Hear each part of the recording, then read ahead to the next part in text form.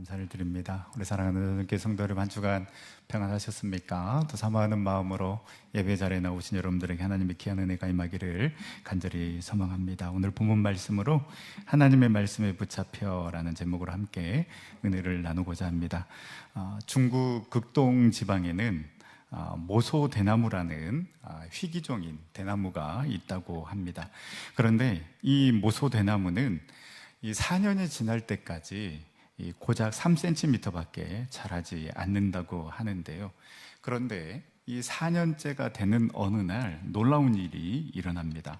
이 겨우 3cm에 불과했던 이 싹이 하루에 30cm 이상씩 자라기 시작해서 6주 만에 이 모소 대나무가 15m까지 자라나기 때문입니다. 이렇게 폭풍적인 성장이 가능한 까닭은 이 성장이 겉으로 드러나지 않는 이 4년 동안에 이 대나무는 땅 밑에서 길게 그리고 넓게 뿌리를 뻗으면서 기반을 단단히 다져 놓았기 때문이라고 합니다.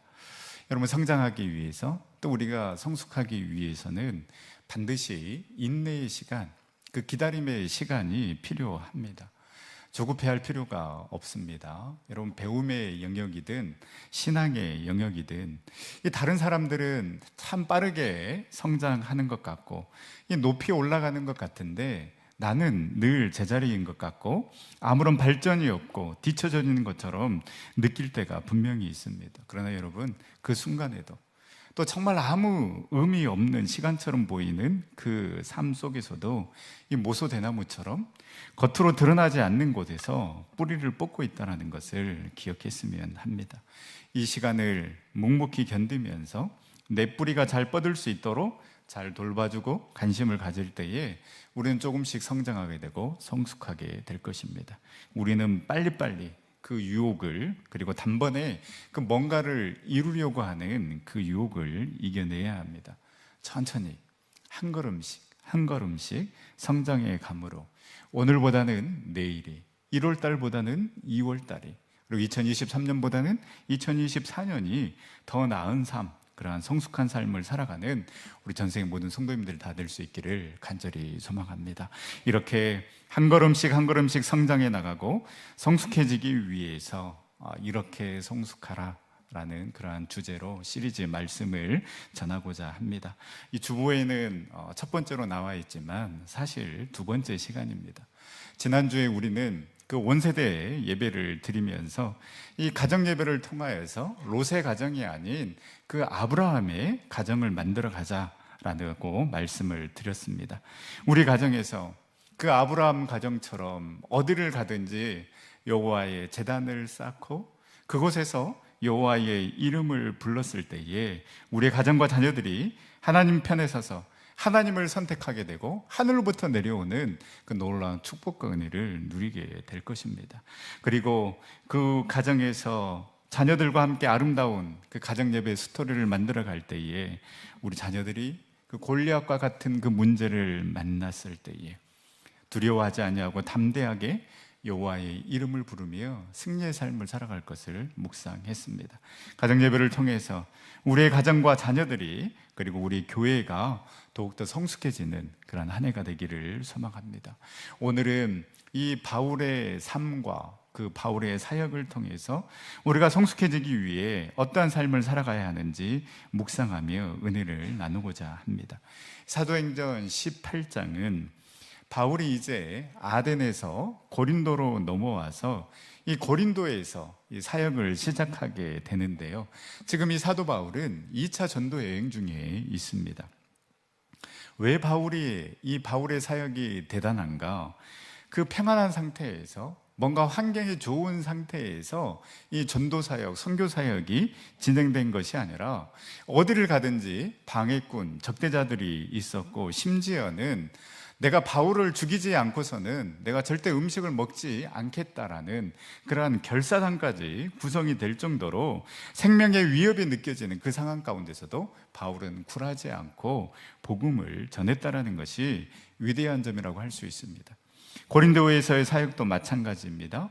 그 힘들고 어려운 상황 속에서도 여전히 적대자들이 있고 여전히 박해자들이 있는 그 상황 가운데 바울은 어떻게 1년 6개월 동안 이 고린도에서 복음을 전할 수 있었을까요?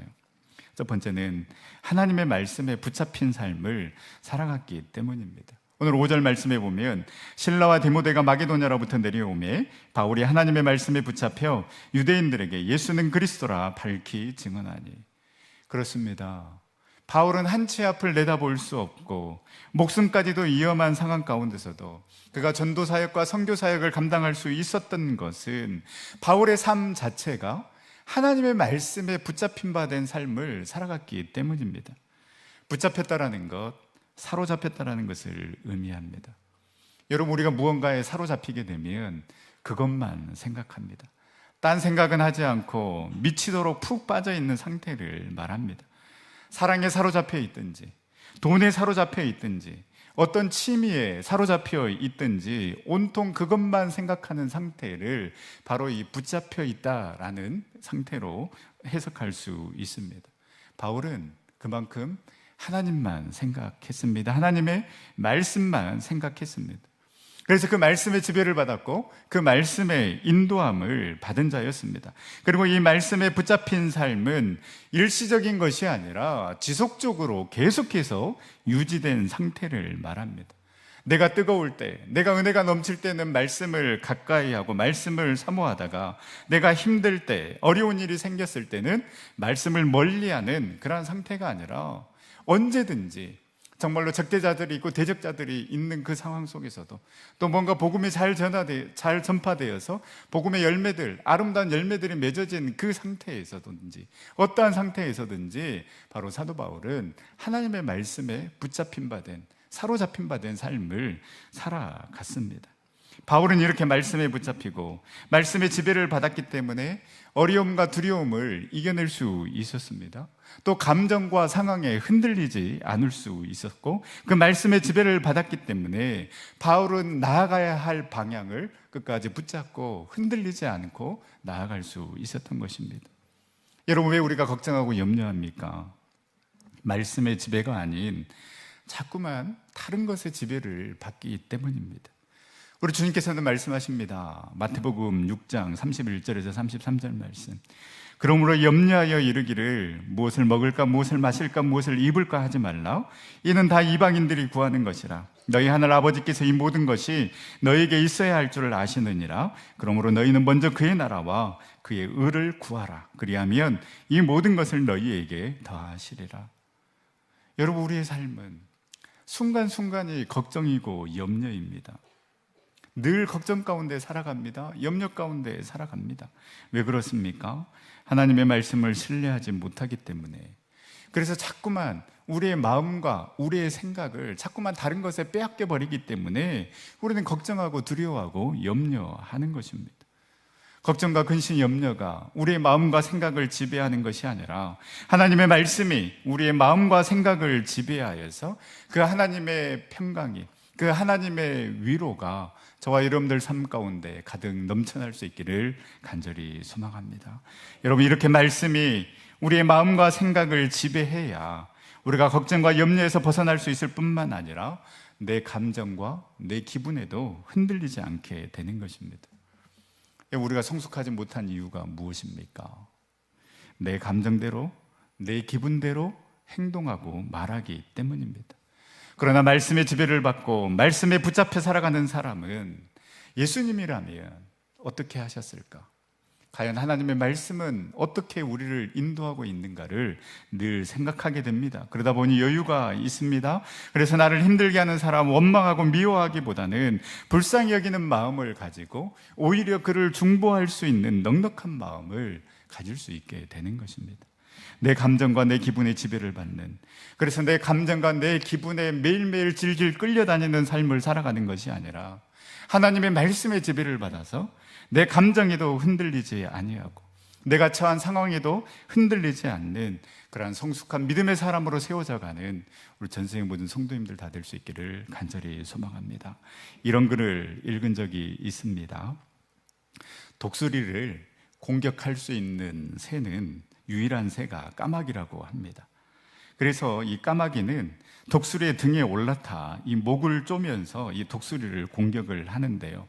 그런데 독수리는 아무런 반응을 하지 않는다고 합니다. 대신 까마귀가 자기 등에 올라타서 목을 쫄 때에 독수리는 날개를 활짝 펴서 최대한 높이 날아오르는데요. 독수리가 이 높게 날아오르면 오를수록 이 까마귀는 숨을 쉬기가 어려워진다고 합니다. 그래서 결국 이 까마귀는 산소가 부족해서 떨어져 나갈 수밖에 없더라고 합니다. 제가 이 글을 읽으면서 참 많은 깨달음을 얻었습니다. 그렇지, 남 탓할 게 아니라 내가 더 높이 올라가면 되는 것을, 내가 더 성숙하면 되는 것을, 내가 더 그 하나님의 말씀에 지배를 받으면 되는 것을, 그렇게 남 탓하고 당신이 그럴 줄 몰랐네, 어떻게 내가 이런 일을 당할까, 이렇게 원망하며 살아왔구나 라는 그런 깊은 깨달음을 얻게 됐습니다. 여러분, 여기서 까마귀는 나를 힘들게 하는 사람일 수도 있습니다. 또 나를 힘들게 하는 어떤 문제가 될 수 있습니다. 그러나 여러분 어떻습니까? 일일이 반응하면 내가 지치고 내가 힘들어지게 됩니다. 왜 까마귀가 내 등에 타서 나를 힘들게 하는가? 왜 이 사람은 나에게 이런 말을 해서 이런 행동을 해서 나를 힘들게 하는가?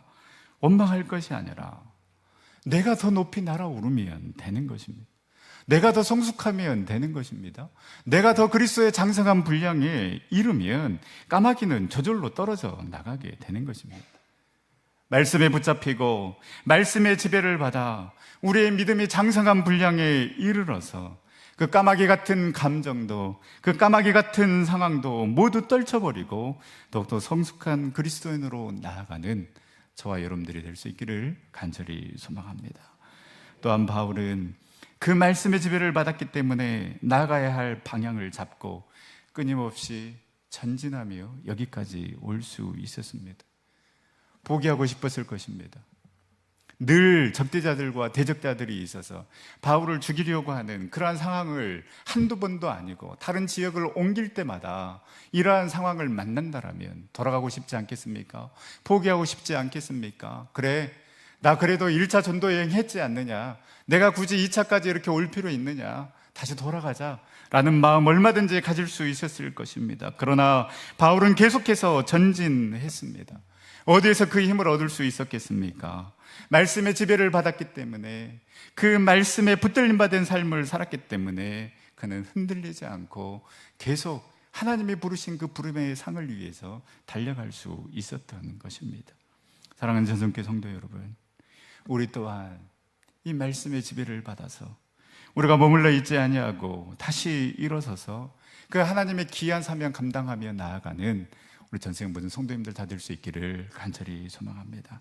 두 번째, 바울이 그 힘들고 어려운 상황 속에서도 1년 6개월 동안 사역을 감당할 수 있었던 것은 바로 하나님의 음성을 들었기 때문입니다. 이 하나님의 음성을 들을 수 있었으면 바울이 하나님의 말씀에 붙잡혀 있는 삶을 살았기 때문에 이 음성을 들을 수 있었던 것입니다. 그렇습니다. 우리가 하나님의 말씀에 붙잡혀 있으면 우리는 당연히 하나님의 음성을 들을 수 있습니다. 바울이 들었던 그 하나님의 음성은 무엇입니까? 우리 9절 10절 말씀 다시 한번 읽도록 하겠습니다. 밤에 주께서 환상 가운데 바울에게 말씀하시되 두려워하지 말며 침묵하지 말고 말하라. 내가 너와 함께 있음에 어떤 사람도 너를 대적하여 해롭게 할 자가 없을 것이니 이는 이 성 중에 내 백성이 많음이라 하시더라. 아멘. 말씀드린 것처럼 이 바울의 선교 사역은 어찌 보면 두려움의 연속이라고 할 수 있었습니다. 예기치 못한 일들이 계속해서 벌어졌고 가는 곳마다 대적자들이 있었습니다. 사도행전 17장에서 바울은 아덴에서 이 철학자들과 함께 논쟁을 벌였습니다. 아레오바고에 서서 말씀을 전했습니다. 사역의 열매가 있었느냐 없었느냐를 떠나서 분명히 힘들었을 것입니다. 육체적인 핍박도 힘들었지만 철학자들 앞에서 내가 이 복음을 어떻게 설명해야 할 것인가, 그 정신적인 고뇌 또한 육체적인 핍박 그 이상이었을 것입니다. 그런데 이 아덴에서 고린도로 넘어오게 됩니다. 그런데 6절 말씀에 기록되어 있는 것처럼 여전히 이 고린도에서도 바울을 대적하는 대적자들이 있었습니다. 그런데 그 당당했던 바울도 자신의 연약함을 바라보며 의기소침해집니다. 바울은 고린도 사람들보다 부유하지 못하고 신체적으로 뛰어나지 못하고 언변도 뛰어나지 못함을 바라보게 됩니다. 그래서 바울은 고린도전서 2장 3절에 내가 너희 가운데 거할 때에 약하며 두려워하며 심히 떨었노라 라고 이야기하고 있습니다. 여러분 이해가 되십니까? 바울하면 언제나 당당하게 능수능란하게 노련하게 그 모든 일들을 감당했을 것이라고 생각했지만 그도 실패한 적이 있고 그도 그 연약함 때문에 그 두려움 때문에 벌벌 떨며 두려워하였던 그 적이 있었다라고 바울은 고백하고 있습니다. 이렇게 두려워하고 주저하고 정말로 그 걱정과 염려 가운데 있을 때에 우리 주님 바울에게 나타나셔서 오늘 우리가 읽었던 9절 10절 말씀처럼 두려워하지 말라고 말씀하십니다. 침묵하지 말라고 말씀하시면서 내가 너와 함께 하겠다라고 어떤 사람도 너를 대적하여 해롭게 할 자가 없도록 하나님께서 지켜주시겠다라고 바울에게 말씀하십니다. 바울은 이 음성을 듣고 다시 힘을 냅니다. 그리고 1년 6개월 동안 고린도에 머물면서 힘있게 귀한 사역을 감당하게 되는데요. 바울은 훗날 이 고린도 교회에 편지를 보내면서 고린도후서 4장 8절 9절에 이렇게 고백하고 있습니다. 우리가 사방으로 우겨쌈을 당하여도 쌓이지 아니하며 답답한 일을 당하여도 낙심하지 아니하며 박해를 받아도 버림받지 아니하며 거꾸리 틈을 당하여도 망하지 아니하고. 바울이 이렇게 고백할 수 있었던 것은 바로 오늘 하나님께서 이 바울에게 두려워 말라고 침묵하지 말라고 내가 너와 함께 하겠노라고 너를 대적하는 자들을 내가 다 물리쳐 주겠노라고 말씀하신 그 음성을 들었기 때문에 바울은 힘있게 나아갈 수 있었던 것입니다. 그리고 그 고린도 교회에 편지하면서 내가 사방으로 우겨쌈을 당하여도 쌓이지 아니하였고 그 답답한 일을 당하여도 낙심하지 아니하였고 박해를 받아도 버림받지 아니하고 내가 버틸 수 있었던 그 이유는 하나님의 음성을 들었기 때문에 하나님이 나와 함께 하신다라는 내가 너를 끝까지 지켜주겠다라는 그 음성을 들었기 때문이라고 바울은 고백하고 있는 것입니다. 여러분 성숙한 사람, 믿음의 사람은 다른 곳에서 힘을 얻는 것이 아니라 오직 주님의 음성을 듣고 힘을 얻는 자입니다. 여러분 우리가 세상의 주파수를 맞추면서 그 세상의 가치관과 그 세상의 방법을 따라가는 것이 아니라 오직 우리 주님께 주파수를 맞춰서 그 주님의 음성을 듣고 다시 일어설 수 있는 그런 힘을 얻는 저와 여러분들의 삶이 될 수 있기를 간절히 소망합니다. 그리고 마지막 세 번째, 바울이 그 힘들고 어려운 상황 속에서도 사역을 감당할 수 있었던 것은 하나님께서 예비해 놓으신 그 믿음의 동역자들이 있었기 때문입니다. 바울이 아덴을 떠나 고린도에 갔을 때 만났던 동역자가 바로 아굴라와 브리스길라 부부였습니다. 로마에 있었던 이들은 오늘 본문 2절 말씀에 기록된 것처럼 글라우디오 황제가 이 로마에 사는 유대인들을 다 추방시켜 버립니다. 이때에 이 아굴라와 브리스길라는 자신의 고향으로 가지 아니하고 고린도로 향하게 됩니다. 그리고 이 고린도에서 천막 제조업을 하게 되는데요. 바울이 고린도에서 가장 먼저 만난 사람이 바로 이 아굴라 브리스길라 부부였습니다. 이 아굴라 브리스길라 부부 입장에서 보면 로마에서 추방당한 것은 절망이요 고통이었을 것입니다. 다시 시작하고자 하는 마음으로 고린도로 왔습니다. 만약에 이들이 바울을 만나지 못했다라면 바로 이들 부부는 그저 천막 제조업자로 끝났을 것이고 성경에도 기록되지 않았을 것입니다. 그러나 이들은 가장 위대한 복음의 사도 바울을 만나서 그들의 삶과 목적과 방향이 바뀌는 온전한 그리스도인으로, 그리고 바울의 선교 사역을 돕는 믿음의 동역자로 쓰임받게 됩니다. 하나님이 이렇듯 그 추방의 아픔과 고통을 바울을 만남으로 위로해 주시고 더 위대한 삶을 살아갈 수 있도록 인도해 주셨습니다. 바울의 입장에서도 마찬가지입니다. 바울의 입장에서도 이 고린도에서 이 부부를 만났기 때문에 마음을 같이 나누고 바울은 마음껏 복음을 전할 수 있었습니다. 1년 6개월 동안 고린도에 머물게 되는데요. 바울이 이렇게 오랫동안 머무를 수 있었던 것은 바로 이들 부부를 만났기 때문에 이들의 후원으로 안정적으로 생활할 수 있었고, 그리고 이곳 고린도에서 데살로니가 교회를 생각하며 데살로니가 전서 후서 편지를 기록할 수 있었습니다. 고린도에서 사역을 했기 때문에 바울의 서신 중에 가장 긴 편지인 고린도 전서 후서를 써 보낼 수 있었습니다. 그리고 1년 6개월을 고린도에 머물렀기 때문에 3차 전도 여행 중에 다시 고린도를 찾아서 3개월을 머물면서 로마의 교인들에게 복음의 진수인 로마서를 써 보낼 수 있었습니다. 뿐만 아니라 5절에 보면 실라와 디모데를 고린도로 다시 오게 해서 바울이 힘있게 복음을 전할 수 있게 했고요. 고린도에서도 여전히 대적자들이 있었지만 그러나 7절에 보면 디도 유스도를 만나게 하셨습니다. 그리고 이 디도 유스도의 집이 바로 고린도 교회의 출발이 되게 하셨습니다. 그리고 이 유스도 집이 바로 회당 옆이었는데 이 회당장이었던 그리스보가 바울이 전한 복음을 듣고 주를 믿게 되면서 수많은 고린도 사람들이 예수님을 믿게 되고 세례를 받게 되는 그런 열매를 맺게 됩니다. 하나님은 절대 혼자 감당하게 하지 않습니다. 이 믿음의 동역자들과 함께 그 하나님의 아름다운 나라를 만들어가게 하십니다. 바울이 아무리 뛰어난 사역자라 해도 바울 혼자 이 귀한 사역을 감당할 수는 없었을 것입니다. 그래서 하나님께서는 가는 곳마다 귀한 믿음의 동역자들을 보내주셔서 함께 협력하게 하시고 하나님의 나라를 이루어가게 하신 것입니다.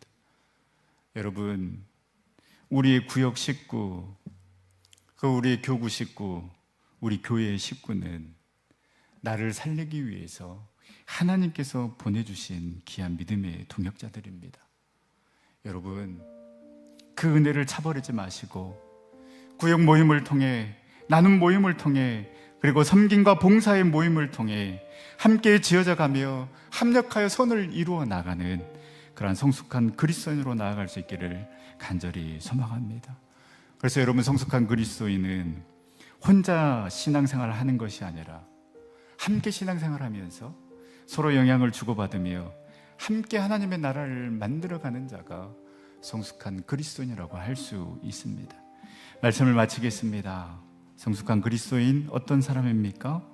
하나님의 말씀에 붙잡혀 그 말씀의 지배를 받는 자입니다. 그 말씀의 지배를 받는 자가 하나님의 음성을 들을 수 있고 그 하나님의 음성을 듣는 자가 함께 일어서서 협력하여 선을 이루어 나가면서 하나님께서 보내주신 믿음의 동역자들과 함께 하나님의 귀한 사명을 감당할 수 있게 되는 것입니다. 사랑하는 전성교회 성도 여러분, 저와 여러분들이 하나님의 말씀의 지배를 받고 하나님의 음성을 듣고 믿음의 귀한 동역자들과 함께 협력하여 주님의 몸된 교회를 세워감으로 성숙한 그리스도인으로 쓰임받는 우리 전성교회, 우리 전생 모든 성도님들 다 될 수 있기를 간절히 소망합니다.